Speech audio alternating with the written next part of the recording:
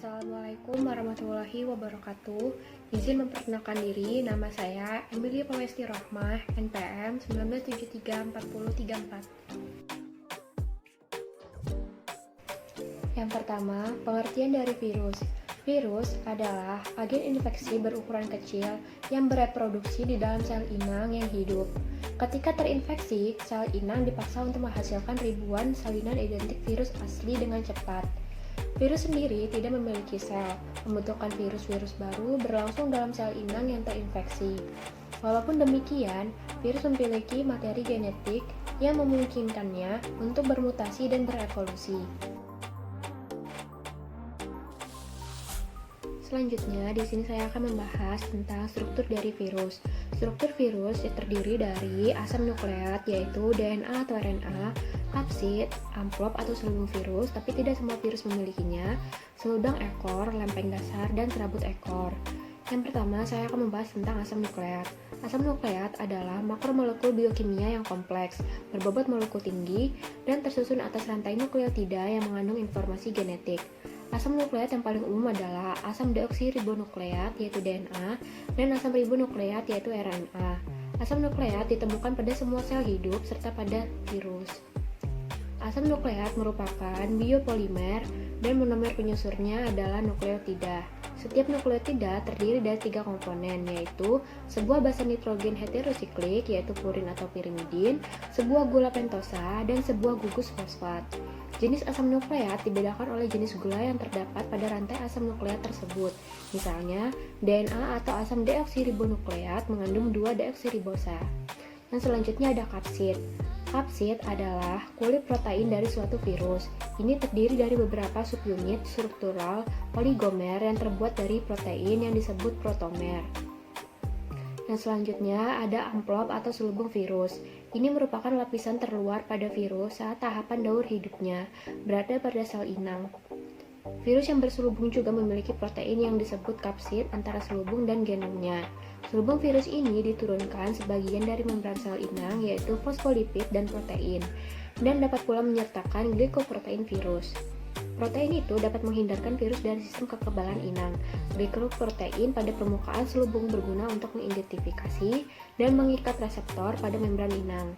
Selubung virus bergabung dengan membran sel inang sehingga kapsid dan genom virus masuk dan menginfeksi inang. Yang selanjutnya ada lempeng dasar. Lempeng dasar berfungsi sebagai tempat melekatnya serabut ekor dan jarum penusuk. Dan yang terakhir ada serabut ekor. Serabut ekor adalah bagian berupa jarum yang berfungsi untuk menempelkan tubuh virus pada sel inang. Ekor ini melekat pada kepala kapsid. Selanjutnya, saya akan membahas tentang macam-macam bentuk dari virus.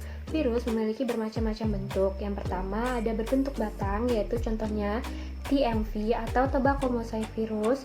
Yang kedua berbentuk batang dan berujung oval seperti peluru, contohnya rhabdovirus. Yang ketiga berbentuk bulat, contohnya HIV, yaitu human immunodeficiency virus dan orthomisovirus. Yang keempat berbentuk filamen atau benang, contohnya virus Ebola. Yang kelima berbentuk polihedral, contohnya adenovirus. Yang keenam berbentuk seperti huruf T, contohnya bakteriophag, yaitu virus yang menyerang bakteri Escherichia coli. Selanjutnya, di sini saya akan menjelaskan tentang klasifikasi virus. Klasifikasi virus tergolong cukup banyak, yaitu berjumlah 6. Semuanya didasarkan pada persamaan ciri-ciri yang dimilikinya. Masuk yang ke pertama, klasifikasi virus berdasarkan ada tidaknya selubung pada nukleokapsid. Terdapat 2 kelompok virus dalam klasifikasi ini, yaitu yang pertama virus berselubung, yaitu virus yang selubungnya terdiri dari lipoprotein dan glikoprotein, contohnya poxvirus, herpesvirus, togavirus, rhabdovirus, dan paramisovirus. Yang kedua yaitu virus telanjang, yaitu virus yang tidak memiliki selubung pada nukleokapsidnya, contohnya papovirus, adenovirus, picornavirus, dan reovirus. Yang kedua, klasifikasi virus berdasarkan jumlah kapsomernya. Terdapat 5 kelompok virus dalam klasifikasi ini. Yang pertama, virus dengan 32 kapsomer, contohnya parvovirus. Yang kedua, virus dengan 60 kapsomer, contohnya picornavirus. Yang ketiga, virus dengan 72 kapsomer, contohnya papovirus. Yang keempat, virus dengan 162 kapsomer, contohnya herpesvirus. Yang kelima, virus dengan 252 kapsomer, contohnya adenovirus. Pengklasifikasian yang ketiga yaitu klasifikasi virus berdasarkan jenis sel inangnya. Berdasarkan jenis sel inangnya, virus dikelompokkan menjadi 4. Yang pertama yaitu virus penyerang bakteri, misalnya virus T. Yang kedua virus penyerang tanaman, misalnya virus TMV dan tungro. Yang ketiga yaitu virus penyerang hewan, misalnya virus rabies dan flu burung. Yang keempat virus penyerang manusia, misalnya polio, HIV, dan flu.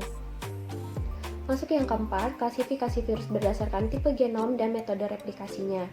Berdasarkan tipe genom dan replikasinya, virus ini dibagi menjadi 7 kelompok. Yang pertama yaitu virus tipe 1 memiliki DNA utas ganda dan reproduksinya dengan cara replikasi, contohnya herpes virus. Yang kedua, virus tipe 2 yaitu memiliki DNA utas tunggal dan reproduksinya dengan cara replikasi, contohnya virus MVM. Yang ketiga, virus tipe 3 memiliki RNA utas ganda dan reproduksinya secara replikasi, yaitu reovirus. Yang keempat, virus tipe 4 memiliki RNA utas tunggal plus dan reproduksinya secara replikasi, contohnya virus polio. Yang kelima, virus tipe 5 memiliki RNA utas tunggal min dan reproduksinya secara replikasi, contohnya virus rabies. Yang keenam, virus tipe 6 memiliki RNA utas tunggal plus dengan DNA perantara dan reproduksinya secara transkriptasi balik, contohnya virus AIDS. Yang ketujuh, virus tipe 7 memiliki RNA utas ganda dengan RNA perantara dan reproduksinya secara transkriptasi balik, contohnya heparinovirus. Yang kelima, klasifikasi virus berdasarkan jenis asam nukleatnya. Berdasarkan asam nukleatnya, virus dikelompokkan menjadi 2, yaitu virus DNA, yaitu virus yang asam nukleatnya berupa DNA, contohnya parvovirus. Yang kedua, virus RNA, yaitu virus yang asam nukleatnya berupa RNA, contohnya picornavirus. Yang keenam, klasifikasi virus berdasarkan bentuk dasarnya. Berdasarkan bentuk dasarnya, virus dibagi menjadi 3 kelompok, yaitu yang pertama, virus berbentuk iksohedral memiliki sumbu rotasi ganda dan tata ruangnya dibatasi oleh 20 segitiga sama sisi, contohnya virus polio. Yang kedua, virus helikal memiliki satu sumbu rotasi, bentuknya menyerupai batang panjang, nukleokapsidnya tidak kaku, dan berbentuk heliks, contohnya virus flu. Dan yang terakhir yaitu virus kompleks memiliki struktur lebih kompleks daripada jenis virus lainnya. Contohnya virus cacar. Assalamualaikum warahmatullahi wabarakatuh. Perkenalkan, nama saya Ulfa Latifah Turjana, MPM 19734033 dari Program Studi Teknologi Rekayasa Kimia Industri. Di sini saya akan melanjutkan penjelasan dari teman saya. Di sini saya akan menjelaskan mengenai cara reproduksi virus dan juga contoh-contoh virus yang ada di kehidupan. Yang pertama, cara reproduksi virus.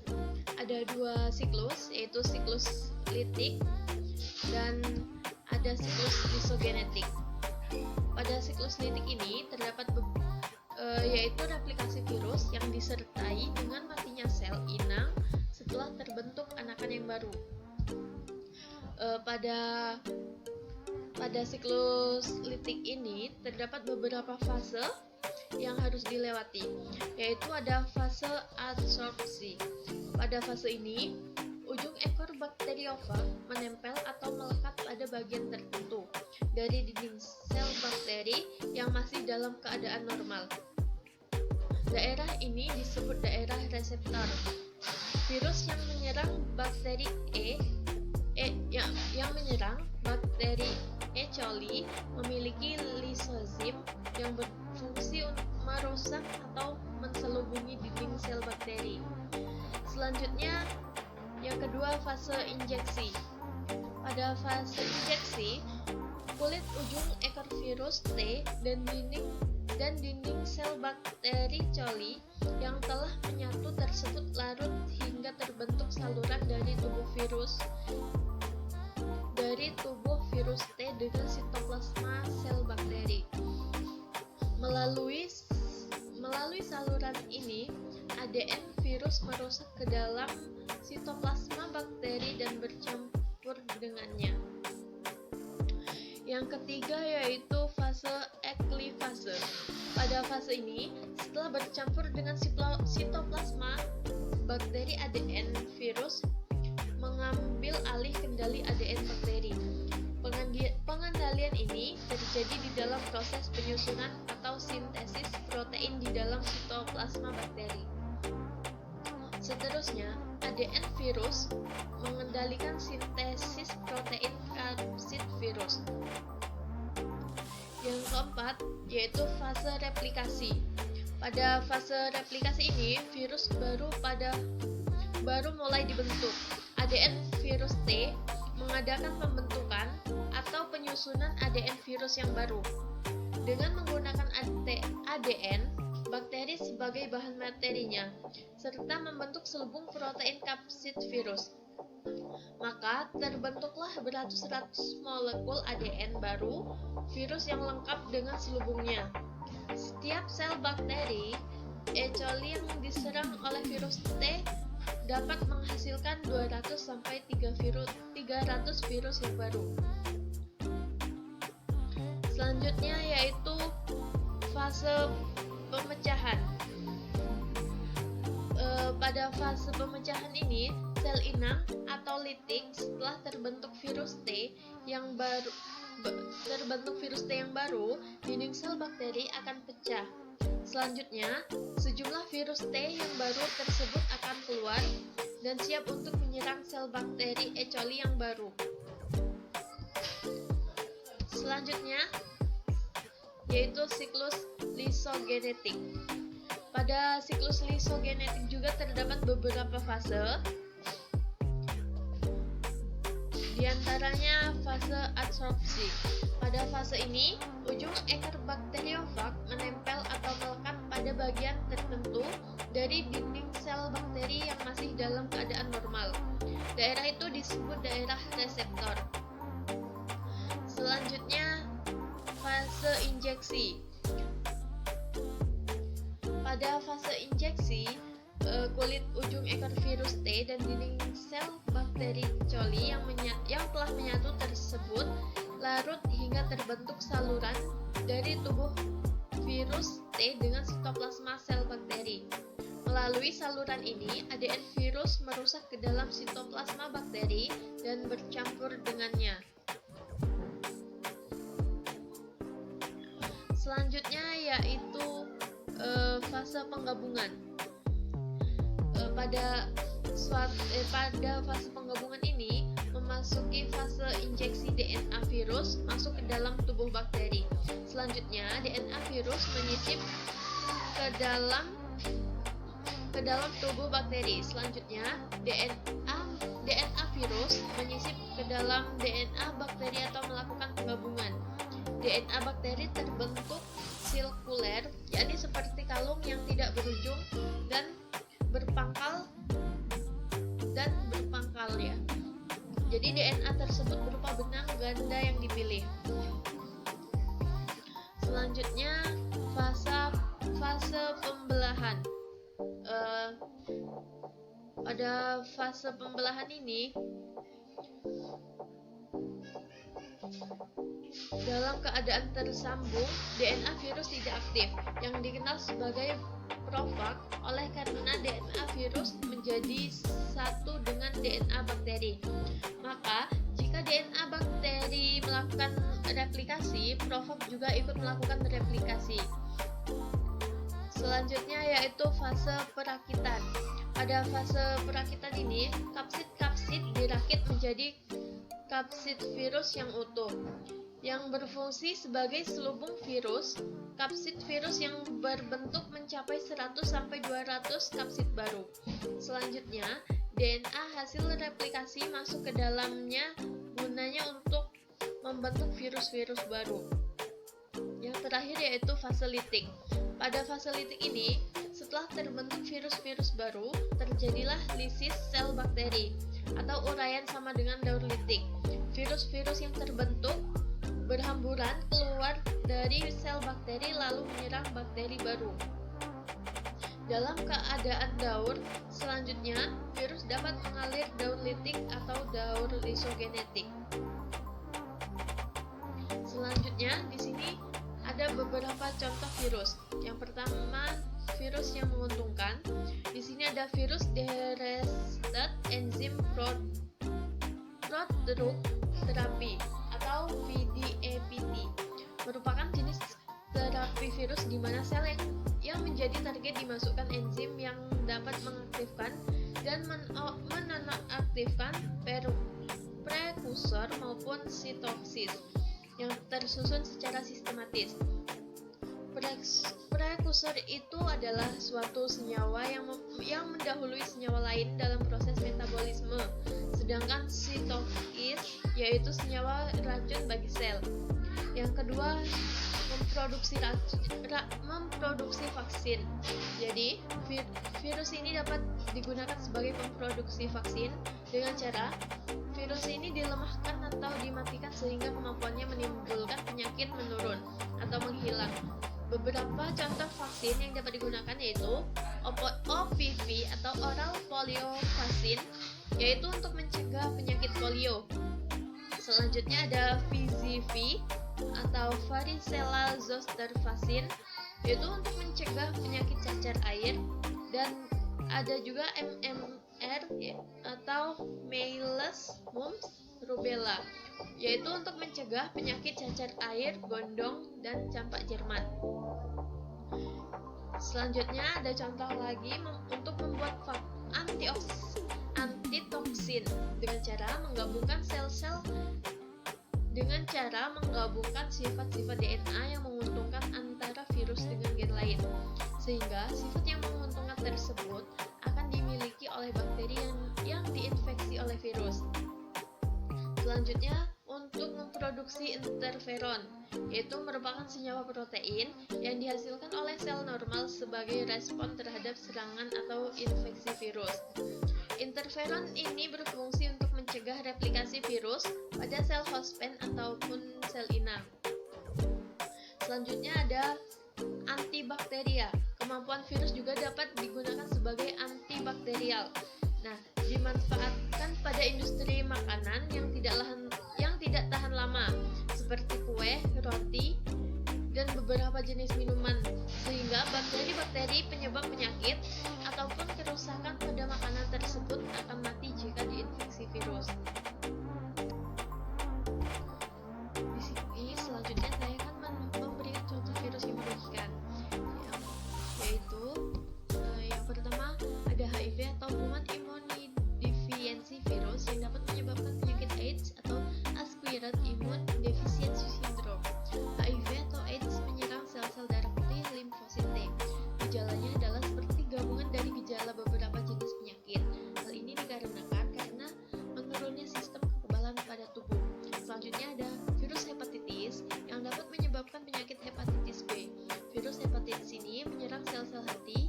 Hal ini dapat mengakibatkan perut penderita menjadi besar dan tubuhnya menjadi berwarna kuning. Selanjutnya ada human papillomavirus yang dapat menyebabkan penyakit kutil. Human papillomavirus ini menyerang sel-sel kulit yang dapat menyebabkan kanker. Gejalanya dengan adanya muncul benjolan pada kulit. Selanjutnya ada measles virus, yaitu yang dapat menyebabkan penyakit cacar. Measles virus ini menyerang pada sel kulit yang dapat menimbulkan gejala awal seperti demam, pilek, dan kemudian muncul luka cacar. Selanjutnya ada virus tungro yang dapat menyerang batang dan akar padi. Hal ini dapat menyebabkan tumbuhan padi menjadi kerdil. Virus tungro ini dapat ditularkan melalui serangga seperti wereng coklat maupun wereng hijau. Selanjutnya ada virus CVDP atau Citrus Vine Plum Degeneration yang dapat menyebabkan penyakit degenerasi atau penyakit tumor yang terjadi pada batang dan daun jeruk. Virus CPVD ini menyerang sistem pembuluh phloem pada tanaman jeruk. Selanjutnya ada mosaic tembakau atau tobacco mosaic virus yang dapat menyebabkan penyakit mosaik pada daun tembakau. Gejalanya dengan timbulnya bercak-bercak berwarna kuning yang terjadi pada daun tembakau, sehingga dapat menghambat pertumbuhan daun tembakau. Selanjutnya ada Rosacroma virus atau RSV. Rosacroma virus ini dapat menyebabkan tumor yang terjadi pada ayam. Selanjutnya ada Rhabdovirus yang menyerang sistem saraf pada hewan seperti kera yang dapat menyebabkan penyakit rabies. Penyakit rabies ini dapat menular kepada manusia dengan melalui gigitan hewan yang telah terkena rabies.